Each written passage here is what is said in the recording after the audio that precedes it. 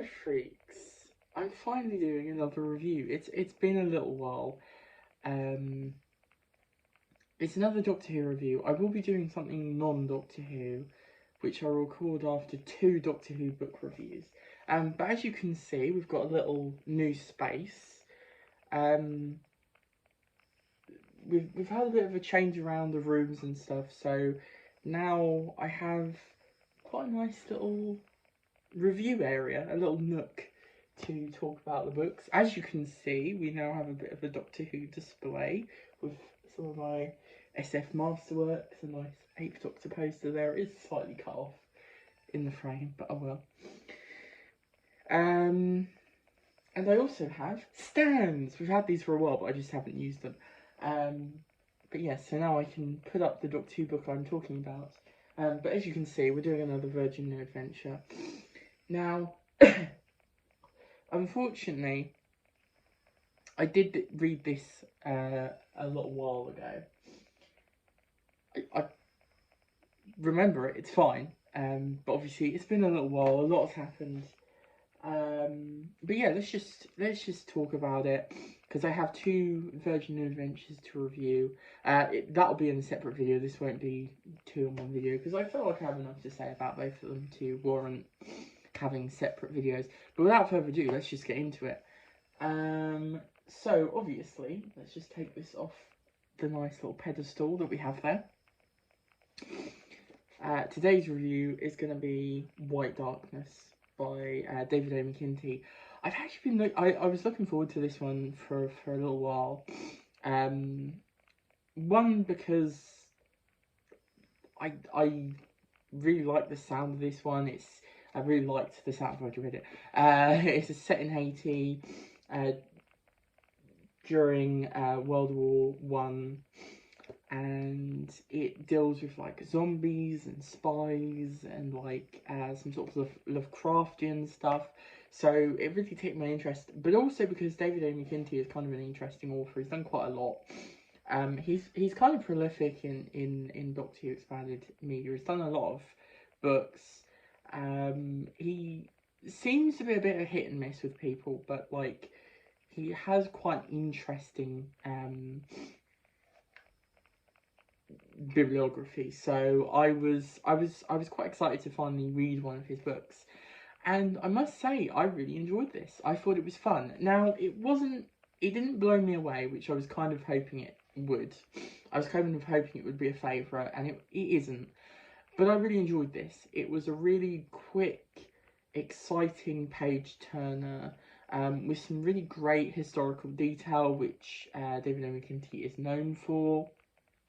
Sorry, I've got a bit of snivels. He's known for that. Really sort of digging into the history and well researched. Now, one thing I do have to point out, because I really enjoyed this, and I'll get into the stuff I really liked. But I think obviously the glaring issue here is this does feel like that sort of trying to sort of be progressive and talk about race and stuff, and cover a part of history that isn't talked about, which is really great. But also sort of talk about the effects and stuff on the black people who live there. But unfortunately, it doesn't all come together. It's now kind of problematic. It's trying, it's done in good faith, but the way it's written is the way the black people are written here isn't great, to be honest. The fact that they're kind of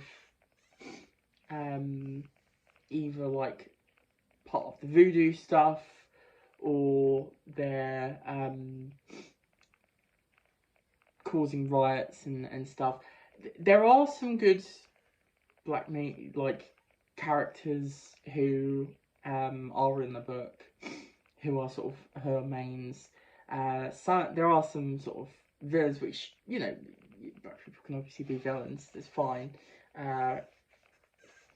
But it's kind of all over the place. You sort of get what he's trying to do in showing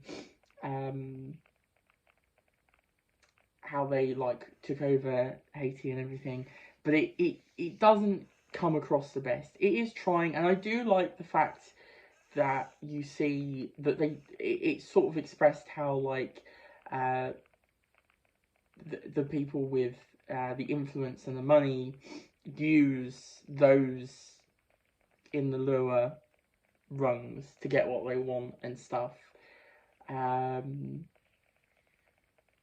So I think that's done well, but yeah, it hasn't aged particularly great. There are, you know, there's instances of the N-word being used quite a bit.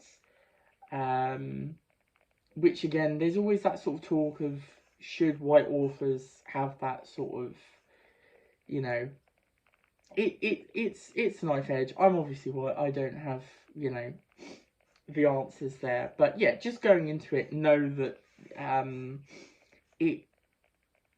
it's not perfect. But having said that, I do think what it tries to do is really good. I think a lot of it succeeds. I really like how it handles the aspects of violence and how that continues Ace's arc. In this one, I do think it's a pity that that's not really continued in the next book. I'll talk about that in the next review. But I really like how this one ends and the way it talks about it, particularly because of where she starts after she comes back with Deceit. I think it's an interesting direction to take Ace. My chair is very squeaky. I apologise. I think that's a really interesting direction to take Ace in, and I'm glad he did that. And I think this is one of the more interesting Ace books after she comes back, to be honest. I don't think they really used her incredibly well in Lucifer. Oh god, I've forgotten the name of it now. You know, Lucifer Rising. That's it. Well, I love that book. I think it's a great book. I think it seemed like they struggled to find where, like, what that mystery resolved into, like, why she came back, what the mystery was. And I think this goes in a more interesting direction for her in terms of her character and the two sort of duality of it. And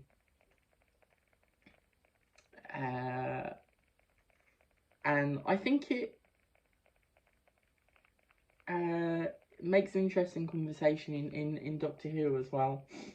Bernice is not used a lot in this, but what there is, I quite like her. I think she's fun. She's well written here, but she's not in a lot of it. I like the Doctor as well, although again, this is another one where there's a lot of different characters and moving parts, so there's a lot of time just spent not with the Doctor, which I think if you don't like that, this isn't going to be for you. But I quite liked it. I actually thought that the majority of the villains were quite interesting. Now, were there maybe too many characters? Possibly. But I quite liked how they all sort of joined together and they all had sort of different motivations and stuff. And how it all sort of formed for the ending and stuff. I quite like that.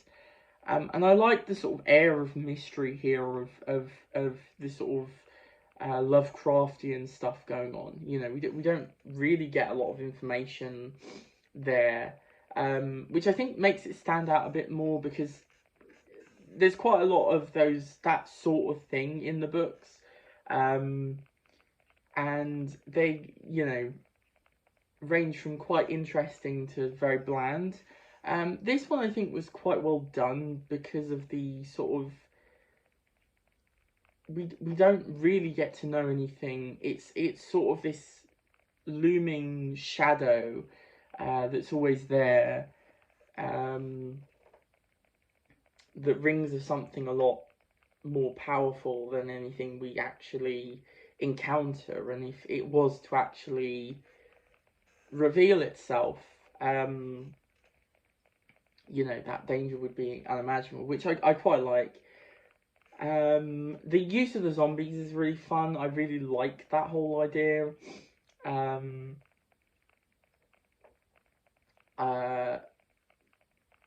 They don't get a lot of use in here, but yeah, it's they were quite well done. What we get of them,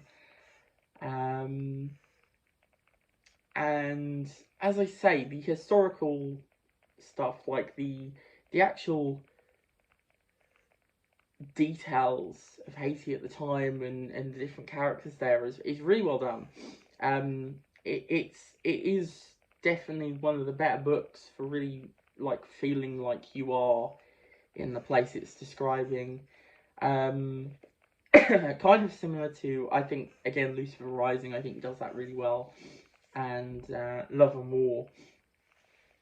But it's nice to get a historical one that does that well, because obviously those are alien planets or space stations, or you know, things like that.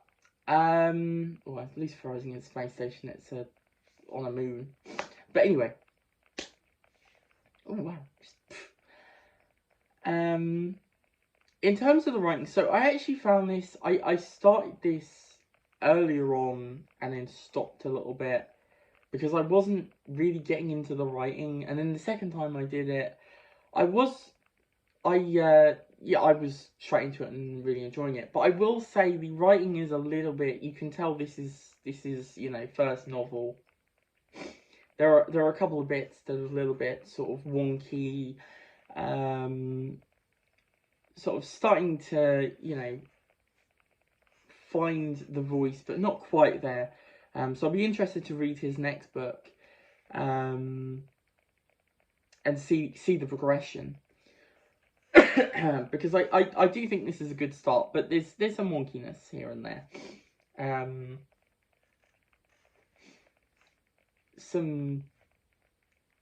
Some sort of descriptions that aren't great and stuff like that. It's been a little while, so I would go and see Hills Back On. But yeah, I do remember just feeling, oh, there was some wonky passages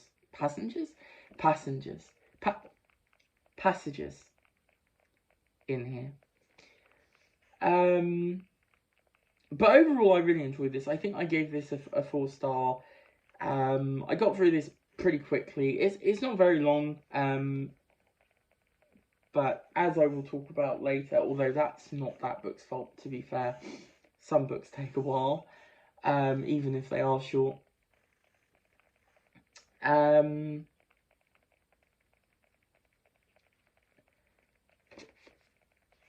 I think now with this book and the next book I'm going to talk about in the next video, it does feel like the Virgin Neuroadventures have now finally sort of found the sort of standard pace, the place where each book sort of bounces from now. It feels like they were struggling to find the right sort of standard to go on, you know, since the arcs of what each book would bring to it and stuff like that. But yeah, it feels like it's properly settled down now. You've got, you know, Ace and Bernice and Doctor. There's a little bit of back and forth from Bernice and Ace, sort of a coldness there. But like, when it comes to it, they wouldn't hesitate to, you know, save each other and protect each other, which I quite like. The Doctor's still sort of slightly Machiavellian, but is also sometimes sort of catching up to the plot. It's quite fun. I think they found their sort of middle ground, and I'm liking it now. That we're sort of there. But yeah, I'm still really enjoying my journey with the Neuroadventures, of course. And it's quite exciting that we're just getting further and further in. But yeah, so I put this on the podium. Of course, so I'm going to sit, there we go.